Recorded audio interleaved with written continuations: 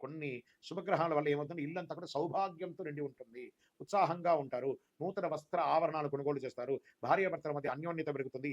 అప్పుడప్పుడు మిశ్రమం అంతే. ఇక్కడ అప్పుడప్పుడే ఉంది. ఇక్కడ 60, 40గా ఉంది కాబట్టి మేలే ఎక్కువున్నాయని కూడా చెప్పొచ్చు. శత్రువుల వల్ల ఇబ్బందులు తొలగుతాయి. కుటుంబ అవసరాలు తీరుతాయి. ఖర్చులు కూడా వస్తాయి. ఎంత ఇన్‌కమ్ ఉందో అంత ఖర్చు కూడా వస్తుంది. మనసులో ఆత్మవిశ్వాసం పెరుగుతుంది. ఓకే. నేను సాధించగలను అనే ఒక నమ్మకం మీకు వచ్చేస్తుంది. మీలో ఇంతవరకు దాగి ఉన్న ప్రతిభను బయట పెట్టడానికి మీకు మంచి అవకాశం వస్తుంది. Get ready. సాధించండి ఏదైనా. అవన్నీ మీకు రాబోతున్నాయి. మంచి ప్రభుత్వ వ్యవహారాల్లో కాస్త జాగ్రత్తగా ఉండండి.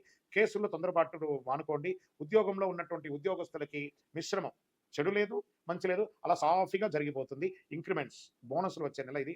కొత్త వ్యాపారాలు విజయవంతంగా ఉంటుందని చెప్పొచ్చు. వ్యాపారాల్లో ఆకస్మిక ఆదాయం.